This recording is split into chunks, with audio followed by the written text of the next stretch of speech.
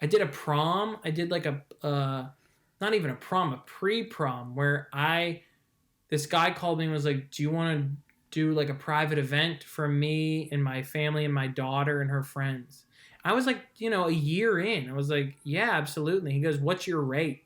I was like, "I don't know, $50." And he was Yeah. like, "Absolutely." And that's where you start to realize you have to have some value, like I should have said 1,000 because I Right. would have either not had to do it or I would have made $1,000. That's Quincy And Jones's quote. He's like, if you don't know how much to ask for, it's the most you can say without stuttering.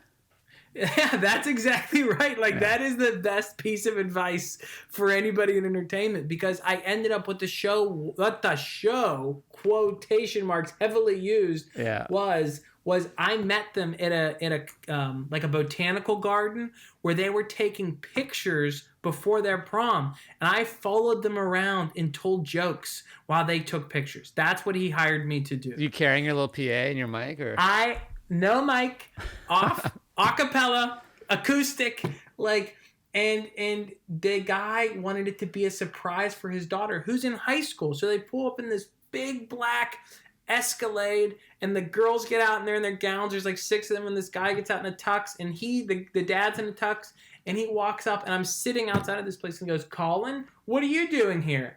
Wink, wink, like and gives me like the double wink, like to start. And I'm literally just I'm doing crowd work in front of this place. And at the end of the night, well, before they left, one of the moms finally goes, like, I'm like, what do I do? Do I goof around with their pictures? Do I? And one of the moms just goes, I think we've done enough. I think we've had enough. And then I had to get back on the elevator with them and leave. Like it was the most just soul crushing thing, Yeah. This But can be your now that it's Patreon. Your over, Patreon can be your hell gigs. yeah, I try to do some of them for that, and it's just like in the moment you're like, I don't know if I'll survive this, and then after some time has passes, you're like, oh, this is the story I'm going to tell forever. Yeah. But They're there's almost so like many. the really bad gigs are almost more valuable than the ones that are like, that was okay. Yes, absolutely. I think it's like if you have a really good gig where like you kill or if you learn something or you've made an impression on somebody, that's great. But the sort of like we all have had these shows where it's like, yeah, it was 50-50. Yeah. You're way better off having a really crazy bad show because you'll get so much more out of it than being like, I didn't really try anything new. Played, they were okay. Yeah, they're okay. I was okay. And where were we eating?